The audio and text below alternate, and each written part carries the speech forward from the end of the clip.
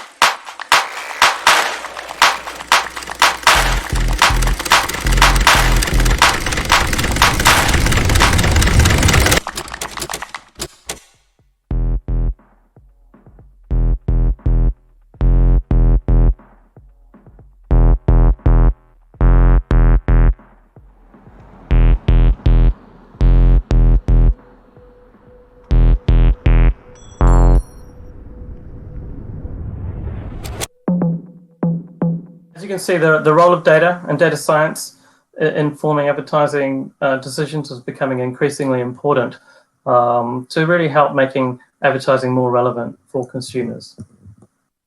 So what's going on behind the scenes? You might not be aware, but online advertising is bought in an auction.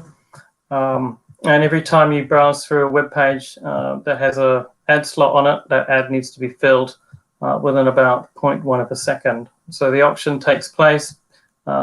People need to figure out how much they want to bid for that ad slot. Whoever bids the highest wins the auction and gets to place their ad. And as you can imagine, with millions of people browsing hundreds of pages every day, so billions of pages being browsed every day, the trick for advertisers is really to figure out which pages they want to put an ad in and how much they want to bid, so that they can achieve the advertising outcomes that they're after, and do so with the limited resource they have. So do that in a really efficient way. Turns out that lots of different advertising types and lots of different data contexts. From a data science perspective, lots of different algorithms potentially need to be done here in order to make the best use of that. So in this particular case, for this particular client, we had 4 algorithms that we devised. One was sort of focused on purchase likelihood scoring, looking at website browsing patterns and linking that to offline purchase patterns. The second algorithm listed here was focused on buying advertising for people who had recently visited the website. Algorithm number 3 was focused on buying advertising for people who had not visited the client's website.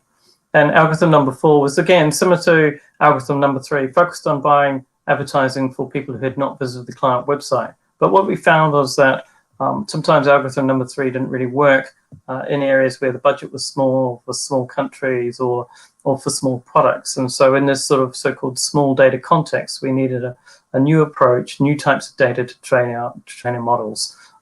So hence a different algorithm in that context. And when we sort of, we had to retrain these things 200 times so that they could be deployed successfully across 20 different countries and 10 different product types. Sadly, I don't have the time today to kind of share all the war stories of all of, what went right, which cul-de-sacs we went down and had to back up, and, which algorithms didn't work so well. But the upshot was, you can sort of see here each of these different algorithms had a ultimately performed really strongly of sort of 25% improvement or more. And when you scale that across sort of 20 different countries and 20 different, 10 different products, the clients saw a sort of a 7-figure improvement in their digital advertising effectiveness throughout. Obviously, the data science and the algorithms here, played a critical role in producing this value. But I think the real secret sauce, as we'd often not talked about, is actually in this particular case, we really feel having the right culture was really important. And so, what do I mean by this? So, more specifically, what we had in place, what the client had in place, was what we would call a sort of an industrialized test and learn program. It really gave everyone the freedom to sort of explore and exploit new ideas across a range of teams and countries. And without this, we really might have been able to do a handful of sort of prototype algorithms. But really, this was able, through the industrialized test and learn program, we were able to really scale anything that worked really well and really quickly to realize those benefits really quickly, and also made sure that certain ideas that didn't work out weren't scaled unnecessarily or tried out in other markets because we were already aware of those learnings, so to speak. And for this client, this is just the start. There's great results, and this together with this industrialized sort of test and learn program have really allowed us to sort of, as this client puts it, continue the quest for the Holy Grail and really try out new sort of data-led ideas that are still waiting to be kind of tried out. So in this particular case, testing kind of optimal budget allocation across a range of different products, understanding kind of how product margin can be kind of accommodated within these algorithms, and also kind of taking into account stock levels of products as well. Nobody wants to advertise, for example, if they're out of stock. Another aspect of sort of data and AI culture, which I think is worth mentioning, is the increasing responsibility of our data scientists. I guess we've always needed to act responsibly, but I think looking ahead, data scientists are going to have to spend more time thinking about, the implications of their algorithms. Sort of in the, in years gone by, most businesses really worried about data security, and nobody wanted to get hacked and see their name sort of in the headlines, so to speak. And to largely, data scientists didn't really have to worry about this because this sort of fell to our IT teams to sort of worry about. Because data scientists only really worried about it if they couldn't get access to the data they wanted. GDPR happened sort of a couple of years ago, so data scientists have to sort of grapple with data privacy more recently, and that has obviously meant that data scientists have to be a little bit more careful about what data they can process and where data is stored. And so sometimes that means also they've lost potentially access to data that they maybe have previously utilized as well. But more recently, and in recent years, and I think looking ahead, I think data ethics is going to become an increasingly important role. And I think data scientists will therefore need to think really carefully about the products they create and use, and ensure that, they mitigate any bias, any kind of algorithms they produce, or any unintended consequences. This has become an important part for WPP, and we've done some work with some clients on this as well. So I have another video here that which I thought might be useful to share as well.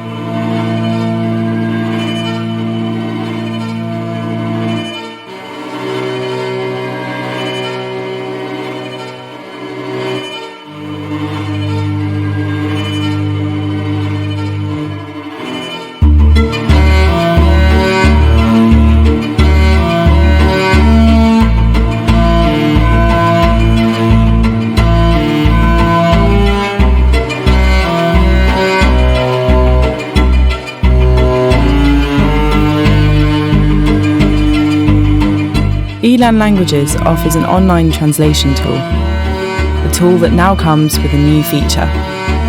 The Unbiased button gives unbiased translations of biased words, making us aware of our unconscious bias by translating cameraman to camera operator, mailman to mail carrier, businessman to business person. And even though the vast majority of biased words are negative towards women, the opposite is also true. So we also translate midwife to birth assistant. By using the Unbiased button, thousands of biased words in our database get an unbiased translation in English. With this button, we've done our small part to help create a gender-balanced world. Now it's up to the giants of our industry to follow suit. They still offer hundreds of thousands of biased words every day, putting up unnecessary barriers of inequality all over the world. So this is our rallying cry to them. Let's break the bias, together.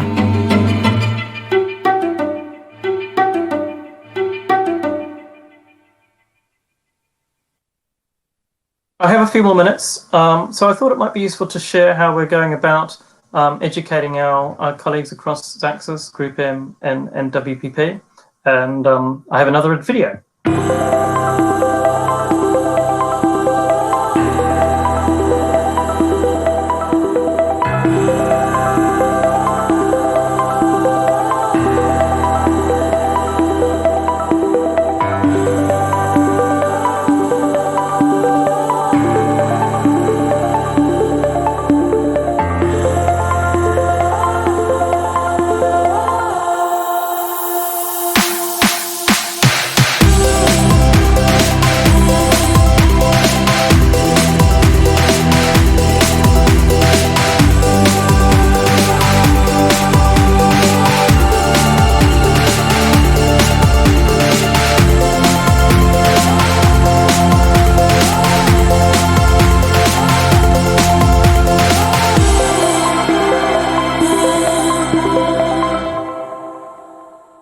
As you can see, we really value data science, and in October we launched two main training initiatives: a training program to demystify AI for sort of our non-technical teams, and an AI academy to upskill our sort of various data scientists and analysts across the organization. For the Demystify AI program, we've pulled together a whole lot of training material on machine learning and data science and AI, and to help bring up our non-technical colleagues in a non-technical manner. Although where we can, we've tried to include sort of machine learning and AI concepts throughout the training material. And so in this particular instance, a lot of our training videos are actually using synthetic media.